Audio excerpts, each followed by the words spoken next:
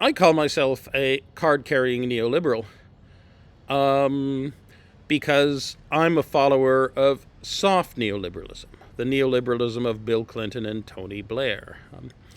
I've already noted how social democracy's flaws and inefficiencies might have been corrected, how soft neoliberalism saw itself as a kinder and gentler, as well as a spiffier, more technocratic, more effective, market-friendly, less bureaucracy worshipping set of means to lead to the successful accomplishment of social democratic ends.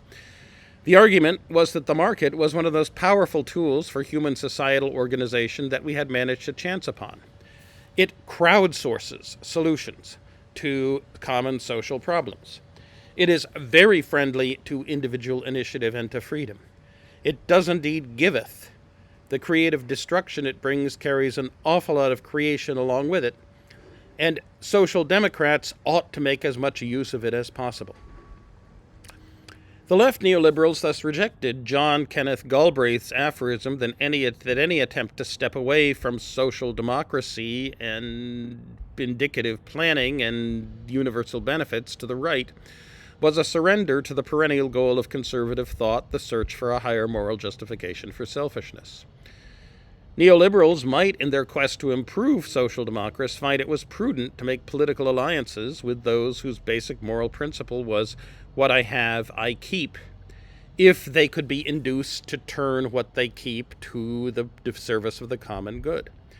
Neoliberals might, in their quest to improve social democracy, might it find prudent to make political alliances even with some of those who pretend that what I have I keep is always and everywhere the best way to express a general unparticularized love for all sentient things. It is a fact that we have not yet discovered a better form of social organization than private property and market incentives for solving several important classes of optimization problems. And social democratic ends require that those problems be solved.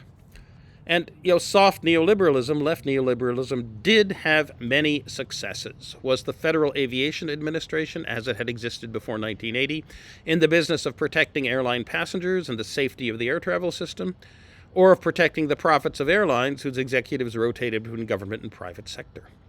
Was the Interstate Commerce Commission, as it existed before 1980, in the business of protecting farmers from price-gouging railroads, or of protecting railroads' profits from competition from truckers, and so protecting incumbent truckers and unionized truckers from competition from those who had much worse opportunities? The set of policies that Presidents Nixon, Ford, and Carter, and yes, indeed, Reagan, that President Nixon, Ford, and Carter had devised to try to provide incentives for oil exploration without the market to boost the cost for oil consumers and profits for oil producers massively all across the board. That created a rat's nest of price controls on old oil from which new oil was exempted and led to annoying and pointless lines for gasoline. It was a disaster. Carter and Reagan did good deeds in eliminating it. Bill Clinton and Tony Blair and Jimmy Carter did indeed pursue policies that were good for the general welfare on the whole and managed to do so to a considerable degree without summing to ideological blinders, and I am proud to have worked for Bill. Nevertheless, soft or left neoliberalism's view of itself was definitely one viewed through rose-colored glasses. For the development of soft neoliberalism and for an assessment of it, let me give the microphone to Nicholas Lemon, one of the pioneering ideologues who argued for soft neoliberalism at the little magazine that was the Washington Monthly back in the late 1970s, when the neoliberal turn was still something to be contested rather than an accomplished fact. He writes, "The prospect of replacing a relatively ineffective, bureaucratic, and corrupt, in an institutional sense, interest group liberalism with something better targeted and also more effective was deeply alluring.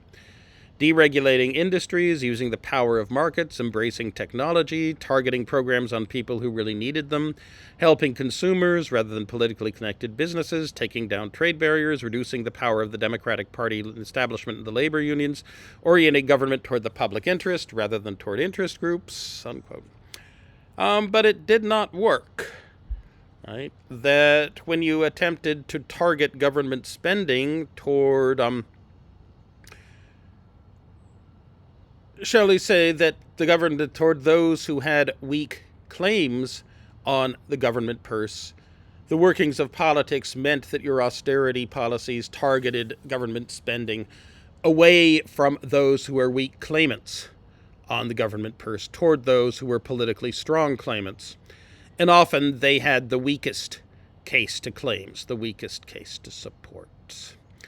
The Democratic Party establishment and the labor unions were quite good at listening to what the electoral base and the median electoral voter wanted and presenting issues in ways that resonated with them, in a way that technocrats like Nicholas Lemon were not. Lemon concludes, our scorn for interest group liberalism led us to undervalue the process of people organizing themselves and pushing the political system. Eliminating all those structures that struck us as outdated wound up working to the advantage of rich elites more than of ordinary people. It's a cruel irony that our preferred label for ourselves, neoliberal, has come to denote political regimes maximally friendly to the financial markets, unquote. But indeed, the financial markets are the most powerful pieces of the market, and you were making steps and more than steps toward the market giveth, the market taketh away, blessed be the name of the market.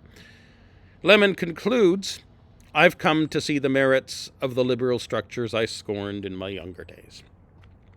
Economic growth and stability now, repair of any misdistribution done in the process later, regulation guilty unless proven innocent by a very high bar, abandon fiscal policy and turn macroeconomic management over to technocrats who do not know and do not respond to the cries of the unemployed. Soft neoliberalism, as well as hard, was greatly, greatly flawed, or so I now would tell my younger self of the 1980s, were I able to talk to him in real time.